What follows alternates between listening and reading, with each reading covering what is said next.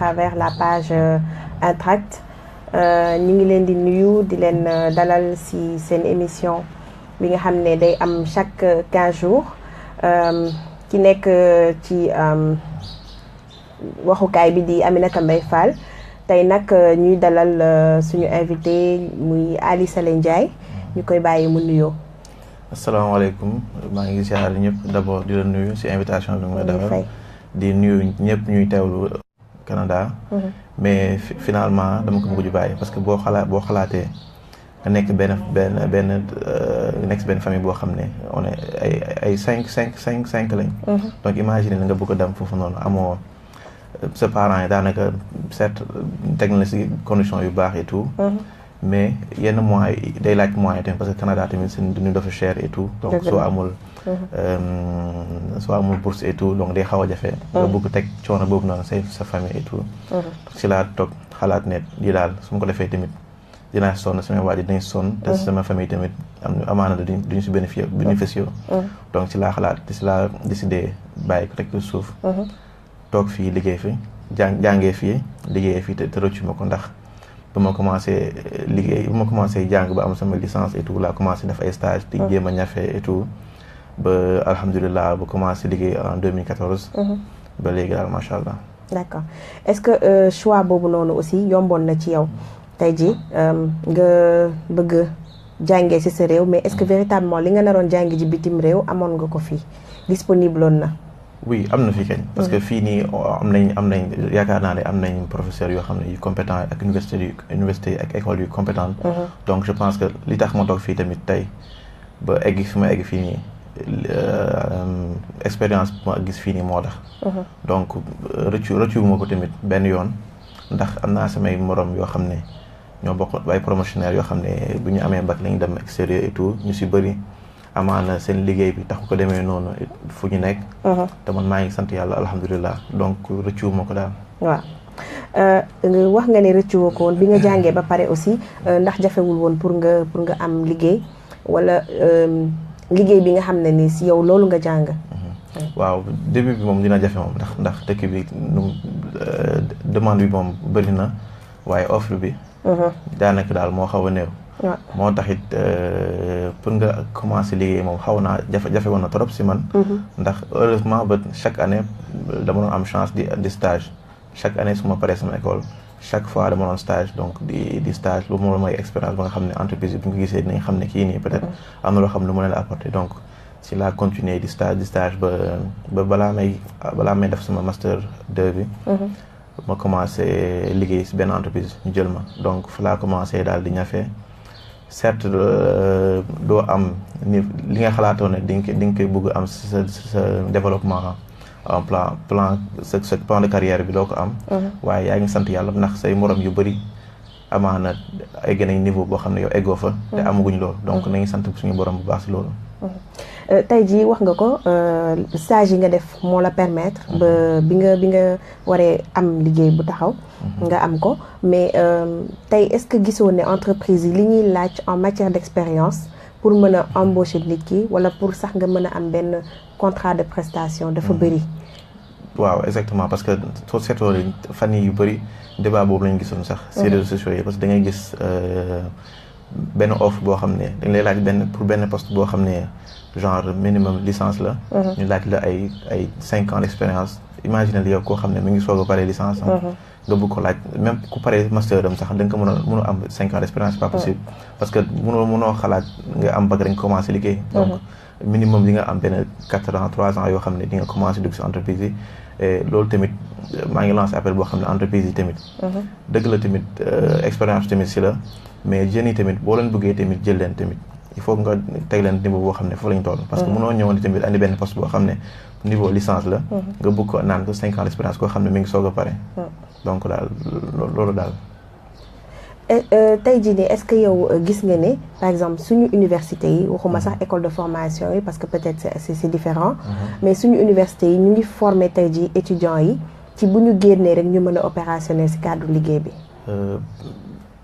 sama xalaat bu gàtt mooy peut-être am na ay day dépendre d'abord si nit ki. sa bëgg-bëgg fi nga bëgg dem ndax école bi tamit gaa dina la andil expérience bi et tout mais apprentissage bi tamit am parce que décalage bu am entre entreprise bi ak li ngay def théorie tamit bokkul.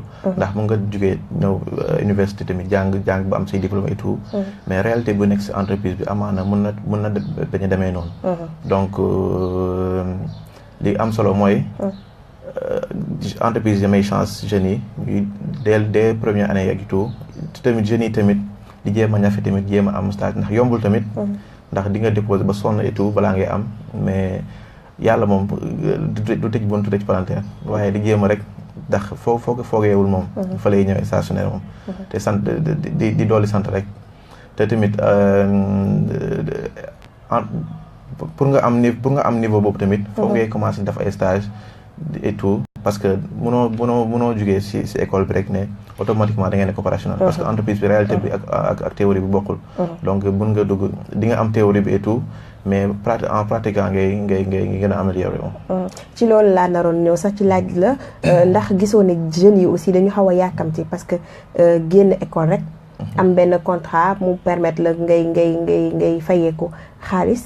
te amuloo benn expérience bi tamit est-ce que loolu taxul yenn entreprise yi di xaw a hésiter di laaj yenn expérience yu bëri yi. waaw loolu tamit am na parce que da ngay gis sama morom boo xam ne da ngay xoolee sa bopp rek da ngay génn am sa master 2 léegi. nga génne non man su ma amul salaire bi temps du ma liggéey fii alors que nekkul ne da ngay jàpp ne yow li nga fay sa cursus bi. il faut nga récupérer si alors que mënul nekk. da ngay affaire yi moom chance la rek chance ça dépend la chance la wala entreprise bi tamit am moyen wala yow tamit sa nan la ko mën a waxee sax sa expérience tamit. mën la permettre ngay aspirer si tel salaire wala tel avantage ak yooyu. mais tamit lépp tamit du xëyu rek sotti. day fekk tàmbali moom sax mu métti moom.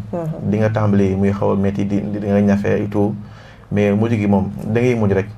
di jéem a ñafe di liggéey ba xam ne di nga dem benn moment boo xam ne yow doo sonn si doo dawal si kenn. si ñoo daw sa ginnaaw.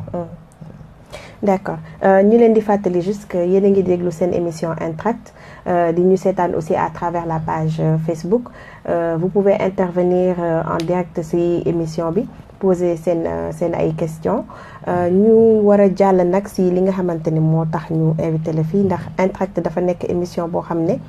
dafa bëgg di wane jeunes yi nga xam ne ñu ngi toog seen réew di liggéey seen réew di ci jéem a def dara ñu gis ne yow si ñooñu nga bokk.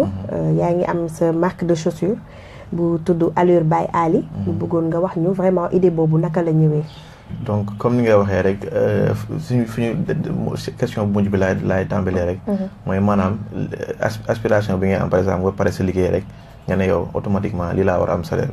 parce que da ngay génn man sama kaa laay wax daal parce que da ngay pare sa jàng et tout. nga bëgg commencer liggéey et tout comme bëgg réaliser wu. mais début bi doo amaana doo am yenn moyens yooyu noonu. donc da ngay toog par exemple man cas bu tax ma gën a dugg si Allure mooy dama pare sama jàng fekk maa ngi doon stage donc commencé gu ma woon liggéey bu am benn contrat CDI. donc j'avais juste benn contrat CDI li nga amoon mais xam nga loolu tamit wóoru xamoo à tout moment sa contrat bu jeexee xamoo ndax di nga mën a continuer tout et boo xalaatee tamit sa famille tamit xam say parents ne peut-être dans quelque temps dinañ dem à la retraite. doo am koo xam ne par exemple mën na la supporter et tout donc te man dama gëm ne ku nekk daal moom li nga war a am daal moom boo ko liggéey rek di nga am. te sama sëriñ tamit maa ngi tuub sax su fekkee ne dugg naa si loolu tamit loolu la ñuy jàngal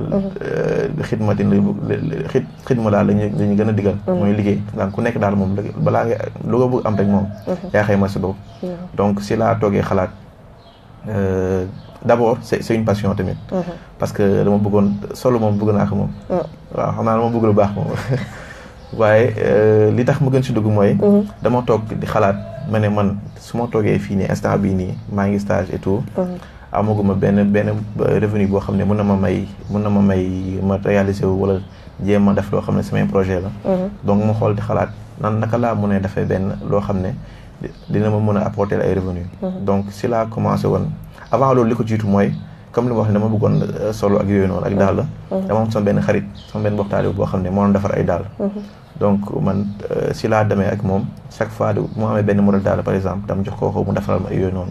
fu ma dem ñëpp naa ma rafet na ban boutique nga ko jëndee ma ne leen pourtant fii lañ ko defaree de. ñu ne gëmuñu ko. donc ci laa demee ba koy tooñ sax naan ko yow léegi sax gars yi di nga ma commencé sonal.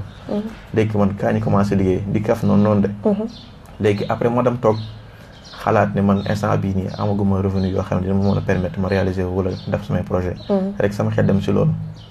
ma toog rek ndekete moo ma woo ma téléphone si saa si. li yàlla di def rek. ma ne ko man sax voilà man yow laa bëggoon woon ni sax ñu commencé liggéey si lii nii. noonu laa si commencé dugg si. bi nga ci duggee wax nga ko ne d'abord passion la. da nga bëgg lépp lu jëm ci wàllum col gu rafet.